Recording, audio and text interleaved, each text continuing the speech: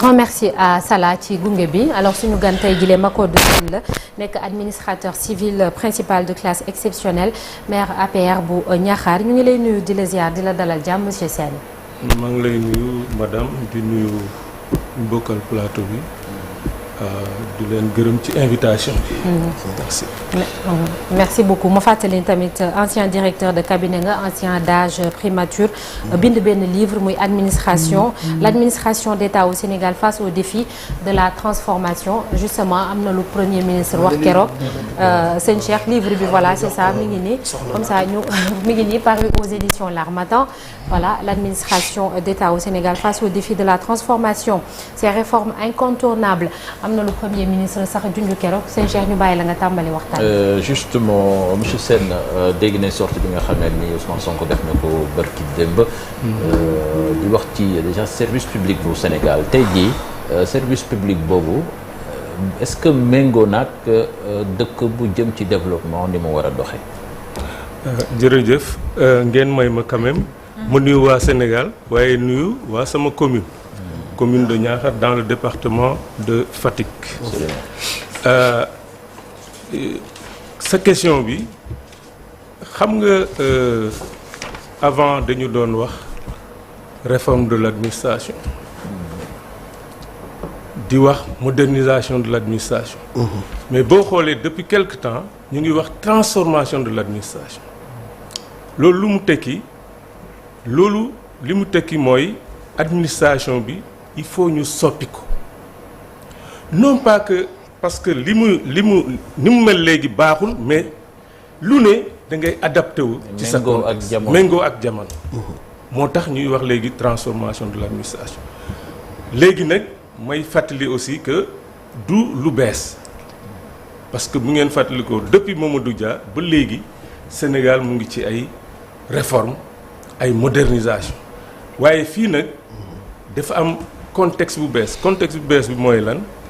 mooy d'abord citoyens yi dañu gën a exigeant li ñu mënoon accepter démb tey amul benn citoyen bu ko accepter dafa am aussi xarale yu bees yi nga xamante ne ñu ngi si léegi ku bugg a avancer du administration rek waaye même ñun ñi léegi xarale yu bees yooyu pour ñu avancer il faut que ñu dugg si loolu moo tax réforme yooyu ñu ngi ciy liggéey. barke démb effectivement la ñu adopté la ñu présenté l'agenda national la transformation du service public mu am nag ay pàcc yu bari ci loolu peut-être dinañ ci ñëwaat ci biir. mais déjà ci pàcc yooyu am na ci boo xamee ni souvent je pense que moom mooy gën a fës muy mbirum koppor te dafa mel ni service public bu Sénégal dafa am ay disparités quand même yu bari am ñoo xamee ni ils sont super bien payés am ñoo xamee ni demeewul noonu.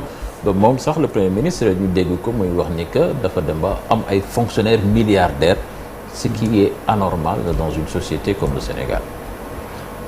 Oui un fonctionnaire milliardaire pour man warul mën nekk parce que d'abord dégg naa ñuy wax que oui fonctionnaire mën na am yeneen activité moo fàttali ne fonctionnaire dafa am ay chartes yi nga xamante ne.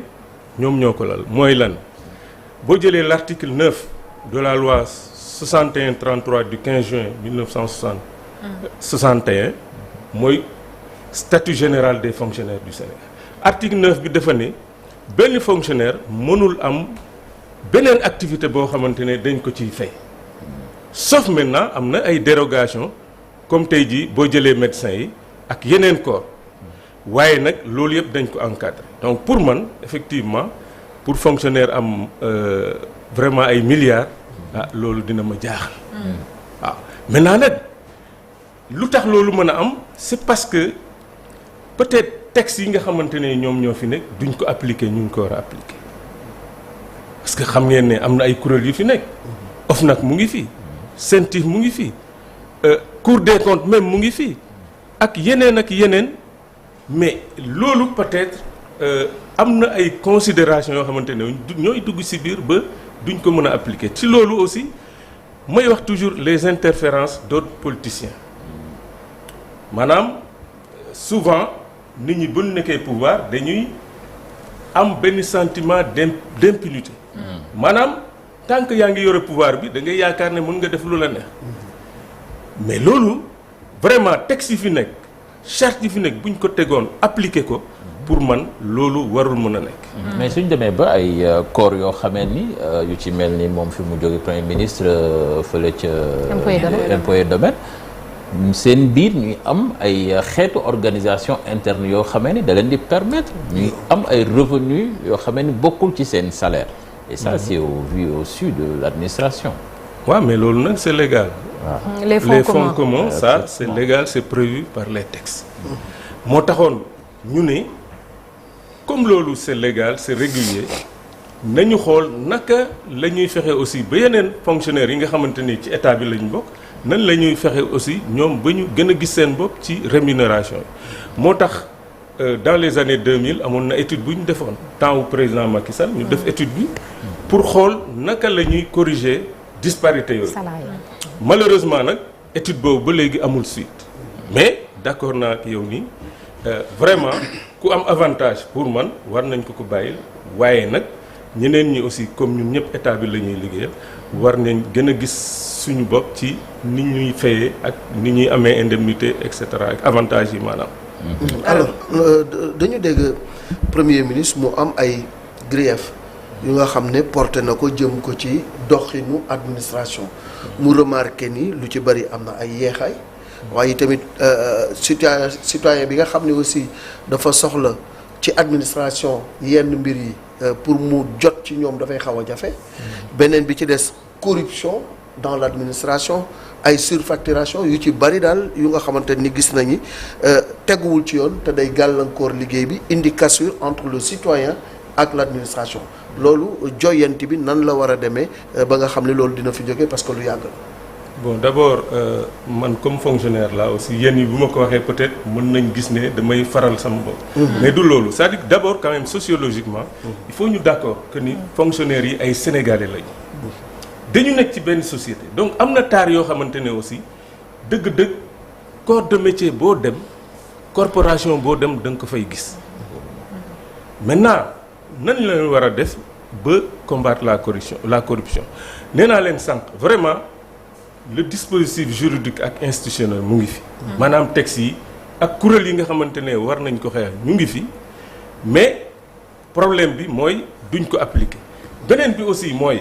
nit ki aussi waaw il faut ñu xoolaat payooru agent de l'État yi certes contexte bi métti na mais loolu aussi bokk na pour man ci li nga xamante ne mën na wàññi guerre gi nga xamante ne moom moo nekk ci administration beneen bi pour ñëwaat ci inefficacité bu ñuy wax mais pour man aussi inefficacité relative parce que encore une fois administration bi aussi mooy dox malgré les difficultés quand même ñu ngi góorgóorlu am na ñoo xam ne ci conditions yu méttee métti la ñuy liggéey donc loolu aussi il faut que booy juger efficacité administration bi nga tenir compte aussi ci contexte ak conditions yi nga xamante ne ci la ñuy liggéeyee deuxièmement il faut ñu rationaliser te pour revenir ci question yi nga il faut que ñu rationaliser aussi l'organisation administrative maanaam tey jii premier ministre wax na ko dañoo bëri ay kuréel man dama yàgg a wax ne gouvernement bi dafa bëri ay ministres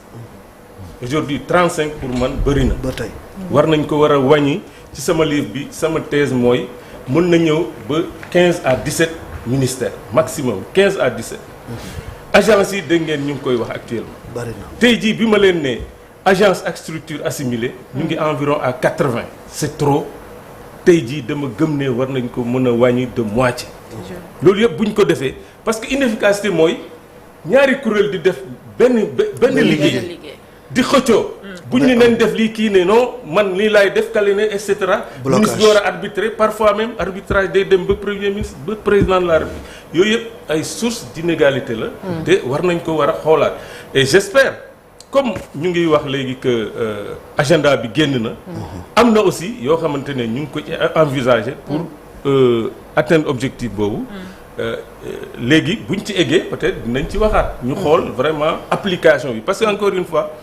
dama gëm ne Sénégal amuñu problème texte. problème bi ñu am mooy problème application. te loolu ci secteur boo jël problème mu application des textes la ñu am.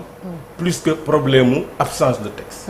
mais justement yow ci livre bi nga bind monsieur Sène yaa ngi wax ay doublons ak chevauchement ci compétences yi nga xam ne dafa am dysfonctionnement yi muy indi. mooy xëy na agence yi ngay wax noonu yëpp premier ministre annoncé woon na pour fin juin mu ngir ñu rationaliser yenn agence yi comme yi nga koy wax yi nga xam ne ñoo bokk benn liggéey bu ñuy def.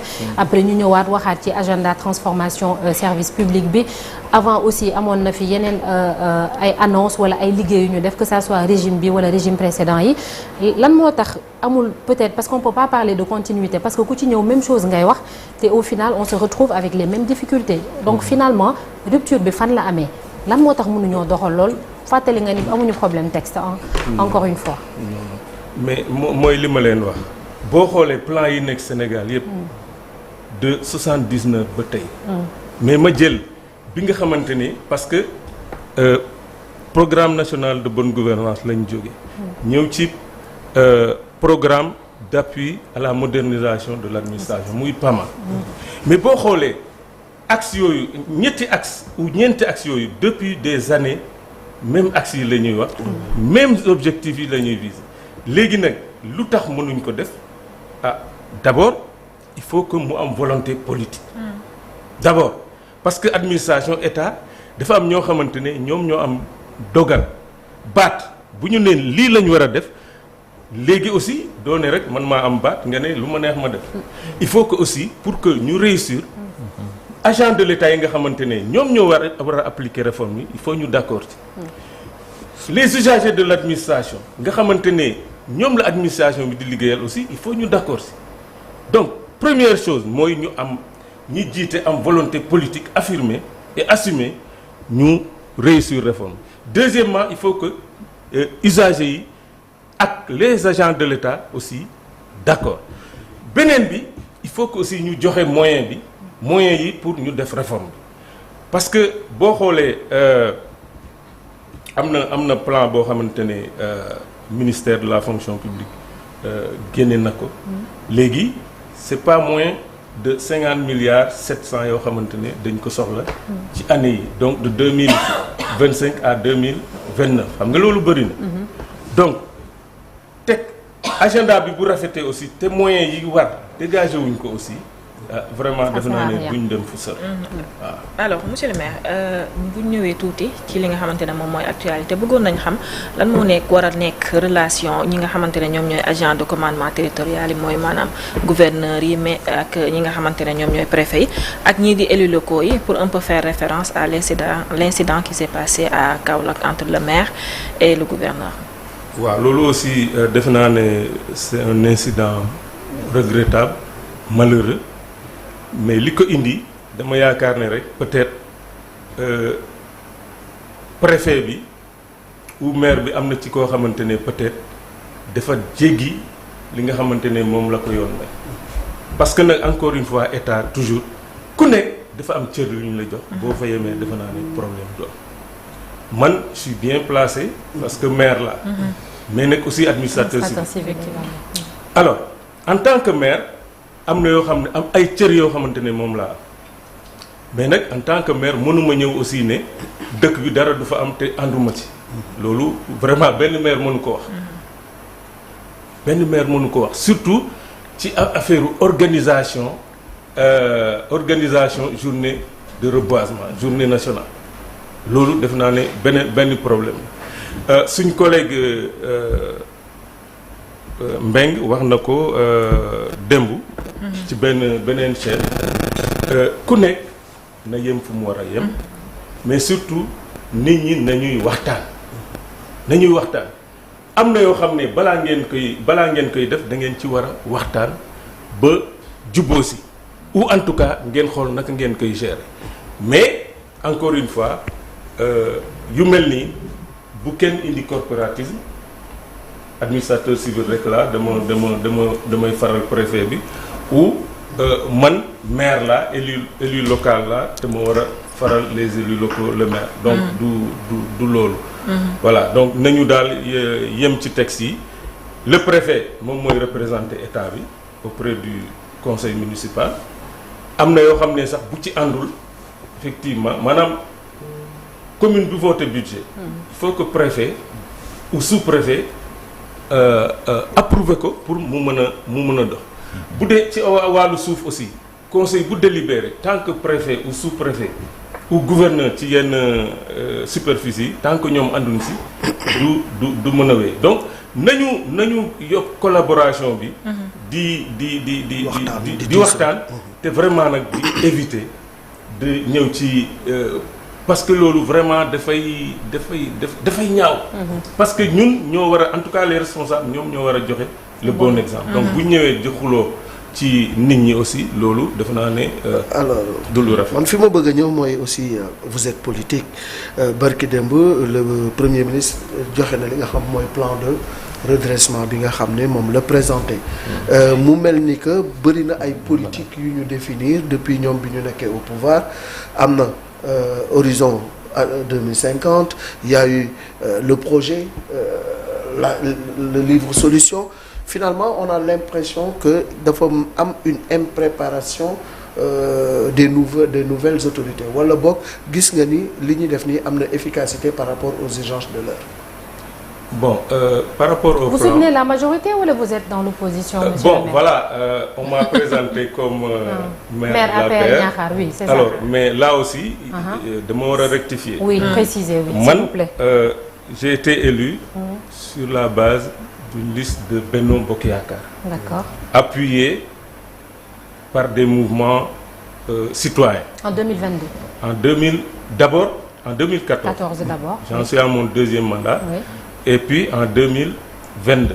Donc j'ai pas été élu sur une liste APR, mais sur une liste de Benno appuyée par des mouvements citoyens.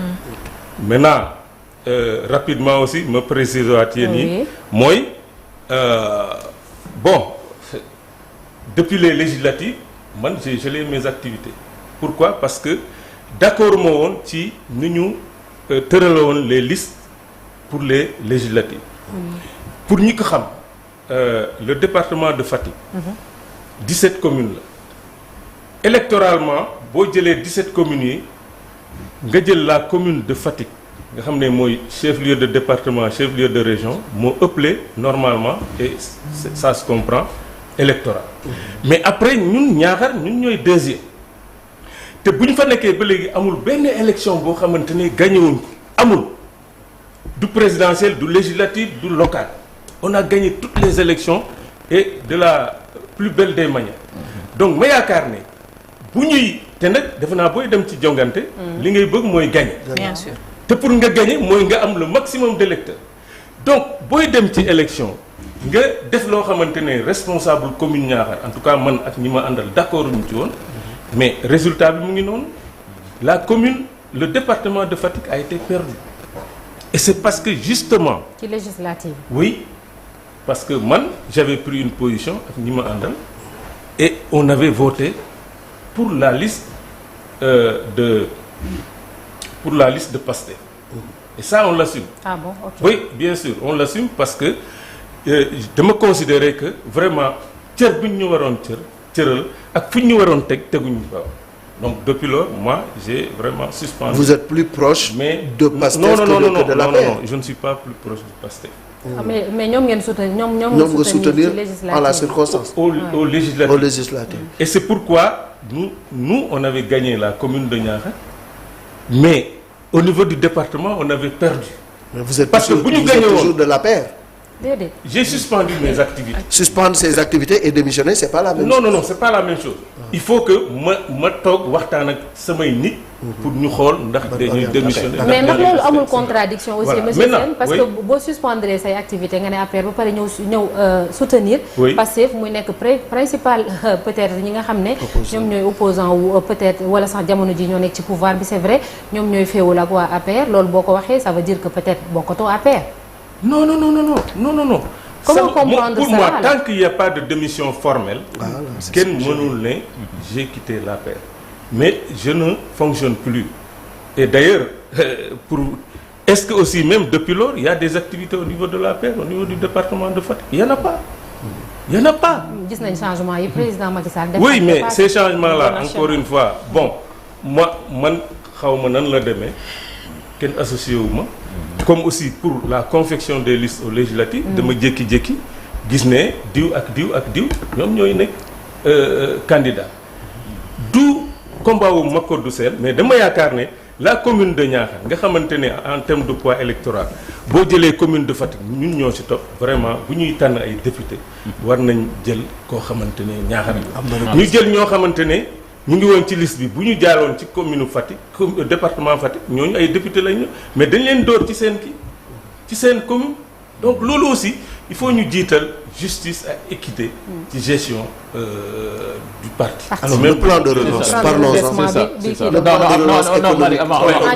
Malick tontoogul ci question. Voilà, le plan de relance. waaw politique ci politique bi la après on va Malick après il va répondre ci plan de redressement ci même lancé bi n'est-ce pas Cheikh? Voilà monsieur Sène seen ministère de tutelle barki démb rek génn na fi benn circulaire je pense boo xamee ni mission d'audit bi dañ koy yónni ci yenn mairie yi liste boobu je sais pas ndax yéen a ngi ci ou pas mais nekku leen ci mais de visu on a l'impression que c'est très ciblé parce que mairie ay daanaka ay mairie opposition ñoom ñoo ci nekk yow déjà initiative boobu nan nga ko gisee. C'est un premier jet.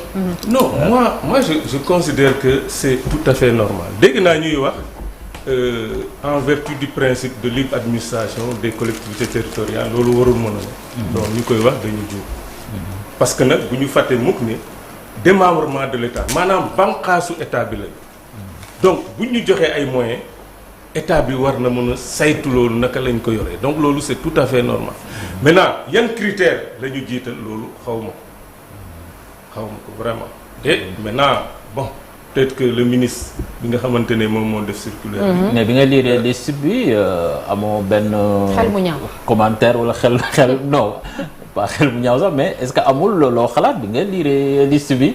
est-ce que daawoon na fi am. est-ce que daawoon na fi am aussi xalaatuma dara j'espère seulement que les collègues concernés bon voilà dinañ ko préparer pour tontu. lépp lu ñu leen laaj ñoom ñu mën ci tontu man noonu laa ko gisee voilà. Alaaji Le plan de relance économique. Voilà le plan de relance économique. Redressement. Le plan de redressement économique et social. C'est ça. Voilà donc plan bi comme tout plan il faut man question bi may poser wu mooy d'abord naka la ñu war a def pour mu réussir pour man il faut que population yi ànd si mais pour ñu ànd si aussi il faut que ñu gis ci seen bopp parce que ma fàttali leen ne li ñuy wut ci koom-koom ci alal pardon de 2025 à 2028 ce sont 567 5667 près de 6 000 milliards. Voilà précisément 5667 milliards loolu la ñuy wut en 2025 et 2028 3 ans xam nga loolu bëri na alors ñu ne aussi déficit bi dañ ko war a wàññi déficit bi léegi il est estimé autour de 12%. léegi aussi 3%. waaw ñu ne en 2027 dañ ko war a indi à 3%. léegi nag loolu effort bu rëy la ñuy laaj ci ñëpp quoi ñëpp ci ñun ñëpp dafa am lu ñuy xaar ci ñun en termes de sacrifice donc pour que population yi ànd si il faut que ñu gis ci seen bopp maanaam il faut que ñu xool d'abord man maa ngi xaar ba xam le train de vie de l'État naka lañ koy wàññee maanaam la taille de l'État naka lañ koy wàññee en termes bon premier ministre wax na ko en termes de taille du gouvernement d'abord man nee naa leen dama gëm ne gouvernement bi mën nañ ko wàññi ba mu ay 17 ministères. agence yi aussi pour man dañ ko war a wàññi ak leneen donc train de vie de l'État bi pour que population am ci il faut que bu pare ñu ne ñu train de vie de l'État bi wàññi nañ ko ñu gis ne état bi mu ngi def effort comme ça nit ñi waaye nag beneen bi mooy aussi la dimension sociale ñu bañ ko fàtte. moi bi metti na de. moi je suis quand même je viens du monde rural. xam nga la fa xam. les bourses de sécurité familiale loolu dañ ko war a indiwaat. premier ministre nee na dina ñëwaat waaye sax dinañ yokk bénéficiaires yi ak.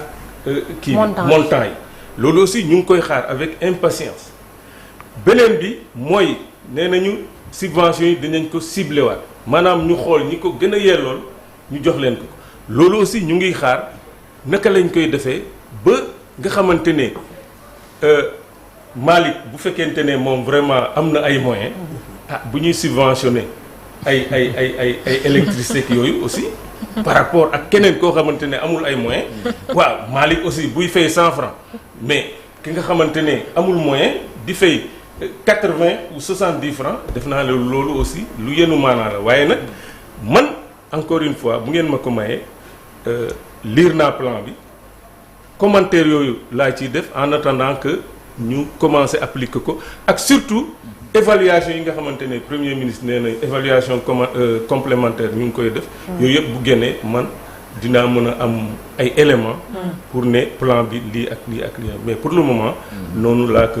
mais bu ñu wax ci financement endogène yi maanaam ci biir réew mi bëri na ay secteurs yoo xam ne dañoo am ay jafe-jafe bu fekkente ne dañoo bëgg a dem di comp parce que fi ñuy dem di comp mooy kuy am dara léegi nit ñi bu ñu amul dara moom fan la ñuy compee. waaw mais moo tax ma ne la. xam nga dama la ne. c'est très compliqué. c'est très compliqué dama la ne nit ki mën na def sacrifice mën na accepter def sacrifice bu fekkente ne ñun ñii ñëpp. ñu takk suñu biir. d'accord nañ ci. ma xam ne yow yaa ngi def effort kii mu ngi def effort yaa ngi def effort Malick mu ngi man may def effort waaye nag bu ma gisee ne yéen man maa ngi def effort waaye defu leen effort defe naa ne dina. jafe budget présidence wàññeekuwul budget primature wàññeekuwul budget assemblée nationale ñu ngay jëndee oto di teg yooyu wàññeekuwul nga bëgg a pressé waat classe Malick Thiandoum gi nga xam ne si dañuy taaba day xaw a metti tamit. Allah traité. en tout cas man daal c'est une condition d'acceptabilité. waaw il faut ñu wàññi de yi nga xamante ne ñu ñuy jox dëkk bi metti na. donc il faut que vraiment lépp lu ñu mën a jàppale pouvoir d'achat wu sénégalais yi. ñu taxaw si. c'est ça merci. alors benn rek bu ñaar rek. bu ñaar parce que mënu bañ a. vous allez terminer avec ça. mënuñu bañ a dugg ñaaxaar parce que yaa ngi koy wax élection bu fa ñëw nga gagné. xaw ma affaire okino pogum la wala boog affaire liggéey la wala naka la demee ba yow nga am leadership boobu ci commune boobu nga xam ne moom nga jiite. bon voilà merci bon def naa ne suñu résultat aussi suñu bilan.